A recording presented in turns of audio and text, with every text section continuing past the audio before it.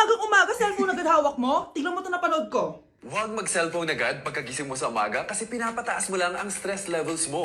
Ano ba naman yan, Nay? Oh, doktor na may sabi ha. Tigilan mo na yan.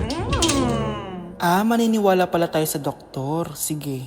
Grabe, ang init. Paliligo na nga ako. Nay, may napanood ako oh. Kung may nagsabi sa'yo na dapat kang maligo araw-araw, isang malaking kasinungalingan yan. Oh, sabi ng doktor, Nay, bawal daw maligo araw-araw. Ba't ka naliligo? Oh, sige, din ako maliligo.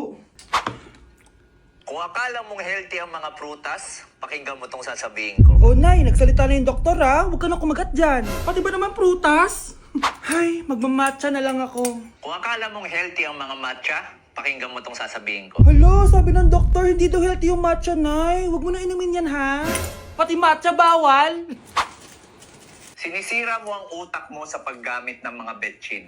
Oh, Nay, sabi ng doktor, sinisira mo daw utak mo. Huwag ka na maglagay niyan. Tama na! Oo na, lahat ng ginagawa ko masama sa akin. O sige na, titigil na ako. Basta mag-cellphone na ako, ha. Sige na, mag-cellphone ka na. Pero huwag ka magpupuyat, ha. Masama pa rin yon. Malaking kasinungalingan yung sinasabi nilang bawal ka magpuyat. Anong sabi mo, Nay? Sabi ng doktor, pwede naman eh. Bye! Uy mga Mare, sorry na late ako Sorry din mga Mars, yung driver ko kasi tagal. Ako din na late, yung helicopter ko kasi nagpagas pa sa ere. Ikaw Mars, bakit ka na late? Yung kotse ko kasi nabangga. Dilulo ka ata, Nay. Naka-tricycle lang tayo eh. Nahimik ka. So Mars, kamusta pala kayong dalawa? Ento, kakauwi ko lang ng Amerika. Ako naman, kakagaling ko lang ng Europe tsaka Japan. Ikaw Mars, saan ka galing? Ako? Galing ako sa mall. Sa mall ka lang pumupunta? Mall sa Australia. Ba, ang sosyal. Mag-mall lang sa Australia pa. Sinungaling. Sa Changi ka lang pumupunta eh. Isa pa, pag di ka na nahimik dyan. Balita ko mas yumaman kayong dalawa ngayon na. Anong ganap nyo?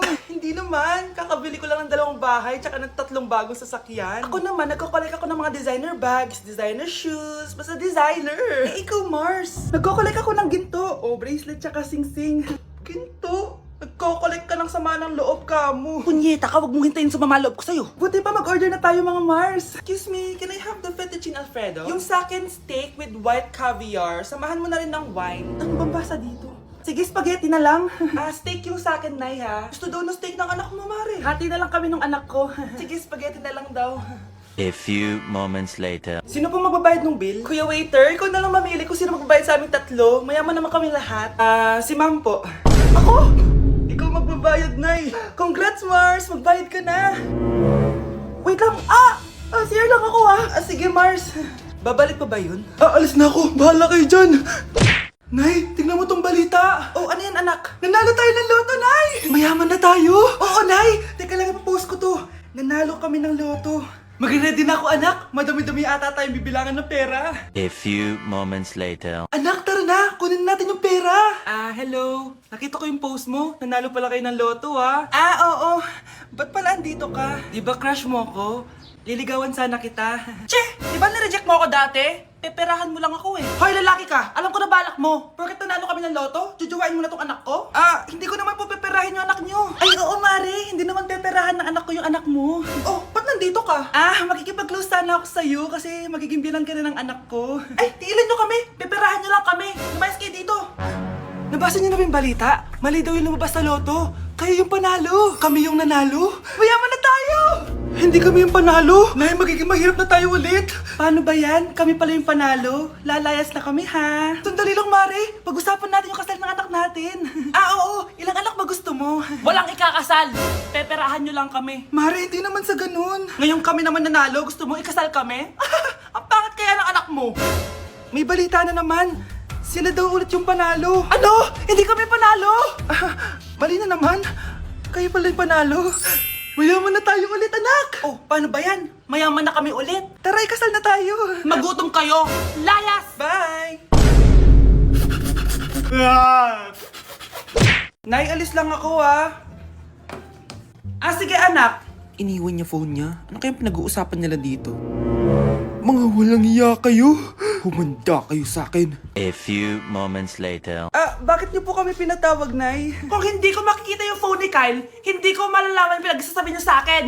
Lagot tayo, ate. Kung san-san mo kasi nilalagay phone mo, Kyle? Nakalimutan ko eh. Mag-umpisa tayo sa'yo, Kyle. Anay, puro na lang itlog at hotdog niluluto ni nanay. Mas masarap pa magluto yung kapitbahay natin. Sige, next time, ipagluluto kita na sinigang na hotdog. O ikaw, Brianna. Alam niyo bang nagalit sa akin si nanay kasi dati with high honors ako, di ba? Tapos ngayon with honors na lang. Eh siya nga bagsak nung high school eh. Oo, bagsak ako. Pero top 1 ako ng kinder. Kevin? Wala akong sinasabi ha. Grabe talaga si nanay. Umaga pa lang galit na siya. Tapos utos pa siya ng utos. Bawal ba magpahinga sa bahay na to? Grabe. Wow, wala ka palang sinasabi ah. At ikaw, Scarlett? Yes, Nay. Mga be, alam niyo bang galit na galit sa akin si nanay dahil daw nag-boyfriend ako na maaga? Eh siya nga maaga nabuntis eh. Di naman ako naggalit sa kanya. May problema ka ba sa maagang nabuntis? Wala akong problema, Nay. Idol nga kita eh. Ha? Anong idol? Buntis din ako. Anak ko, binili ko to para sa'yo. Bagay sa'yo to. Ang ganda, di ba? Wow, Nay, ang ganda. Parang ang feeling yan pag sinuot ko yan. Sana may ganyan din ako kagandang damit kagaya ni ate. Ayan, marunong ka na magdilig, anak. Ang dali lang pala nito, Nay. I love you, anak. Mahal din kita, Nay. Sana may ganyan din kaming banding ni nanay. Ah, nagugutom na ako. Nay, may ulam pa? Ay, sorry, anak. Kinain na kasi ng ate mo yung ulam eh. Sige, Nay. Di na po pala ako gutom.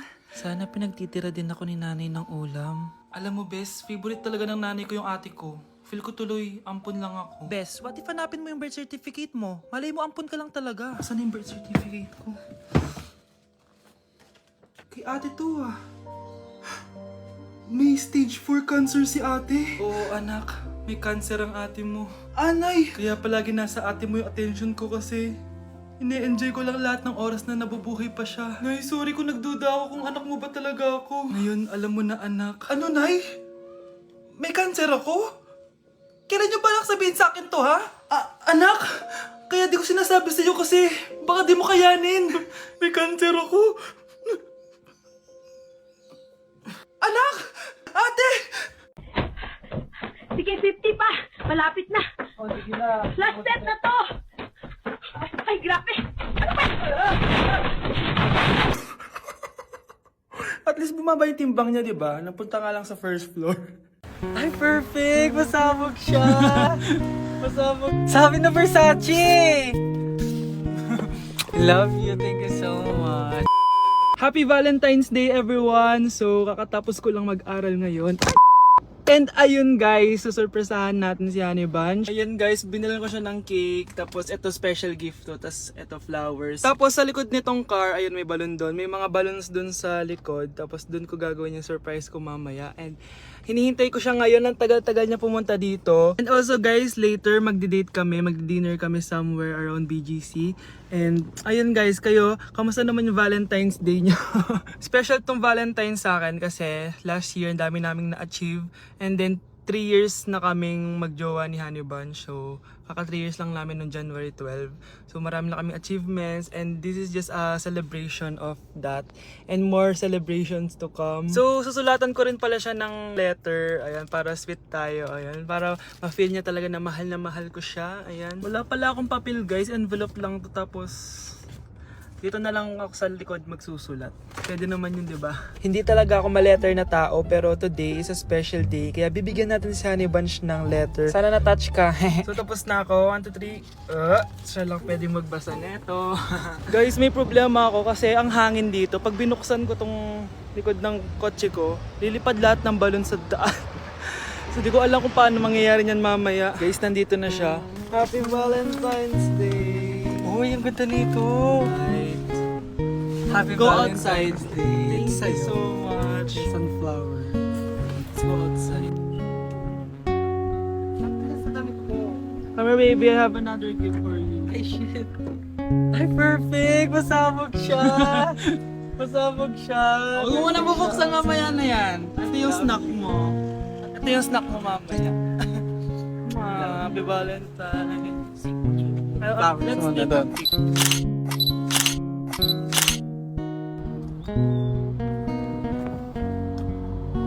So guys, may dala pa pala siyang flowers. Matagal na sinasabi ni Honey Bunch na gustong gusto niya daw yung amoy na naaamoy niya sa mga mall. So ayan, binilan ko na siya finally. Masyadong maganda yung lalagyan. Ay! Perfume to, no? Sabi na Versace! Hala, thank you!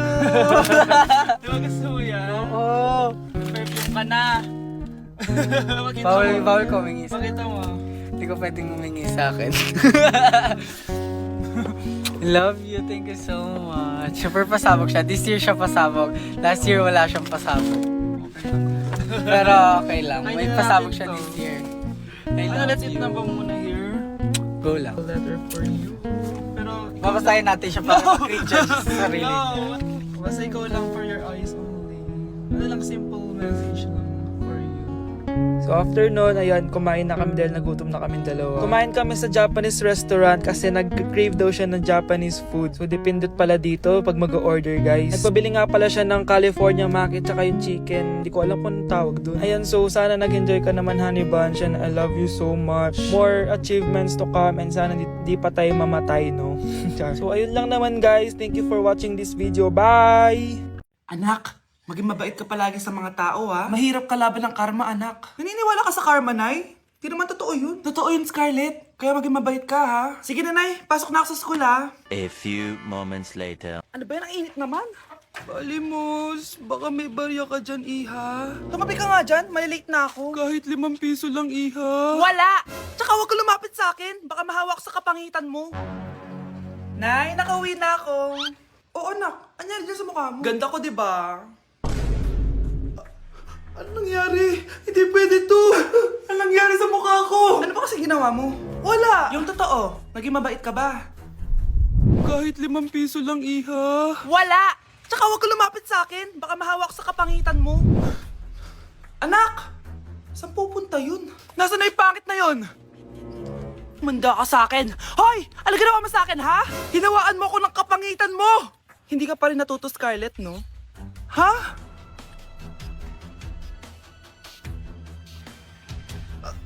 Nay! O ano? Naniniwala ka na ba sa karma, Scarlett? Ayan na nakukuha mo sa mga panlalait mo. Nay, sorry na! Alisin mo na to nasa mukha ko! Sige, next year. Paano na ako magkakajowa neto? Kahit malakas ang ulan, wala pa ding suspension. Wala pa ding suspension? O anak, pumasok ka na. Ayoko, Nay. Magsususpend din naman. Ang tamad mo talaga. Kaya ka bumabagsak eh. Pumasok ka na. Sige na nga, papasok na ako. Oh, be, napatawag ka. Lakas ng ulan, be. Papasok ka ba? Wala pa suspension, di ba? Huwag na natin hintayin mag-suspend, be. Huwag na tayo pumasok. Oo, sige, be. Huwag na tayo pumasok. Di na naman papasok mga teacher natin. Walang papasok, ha? Oo, be. Huwag na tayo pumasok. Hello, pre. Nasaan na kayo? Papunta na ako ng classroom. Nasa bahay kami, pre. Anong ginagawa mo dyan? Ha? Bakit nasa bahay kayo? Di ka ba updated? Suspended na daw yung klase. Basa-basa ka kasi. Bakit kayo lang nag-suspend? Nakapag-swimming na ako dito, oh. Good morning, class. Nasaan yung mga estudyante ko? Alis na nga ako. Present po, ma'am. Ano po lesson natin today, ma'am? Patahimikin mo na ako! Diba binagsak mo ako dati, ma'am? Ako naman ang magpapabagsak sa'yo ngayon. Lumayo ka! Kuya, try mo po yung sikat na mango na ice cream. Mango na ice cream? Mango is my favorite flavor, so let's try it. Wow, parang ang sarap niya. Tara, bili tayo. So, papunta na ako sa convenience store para hanapin yung famous na mango na yan. Sabi nila meron daw dito sa Vietnam. Kaya pumunta ako dito sa Circle K. Guys, meron dito, oh. Hello, kompleto. Guys, excited na ako matry ito. Bilhin na natin. Grabe, napakamahal naman ng mga yan. Ayun guys, binili ko yung mango, yung lemon, tsaka yung peach. Eto na sila. Tikman na natin. Unahin na natin tong si mango kasi ito yung pinakasikat. Sirain ko na. Wow! Mukha talaga siyang mangga in real life, guys. Tapos dito siya hahawakan. Okay, unang kagat.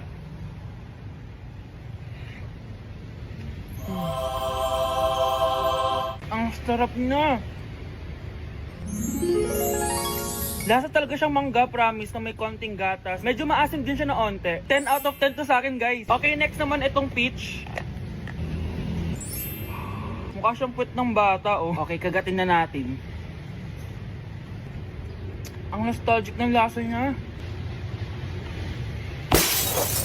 Nangingilo ako guys, sobrang lamig. Pero ang sarap niya, hindi siya sobrang asim, hindi rin siya sobrang tamis. Like, sobrang sakto lang talaga. For me, 9.5 out of 10 to. Okay, last, etong lemon. Wow, mukha talaga siyang lemon.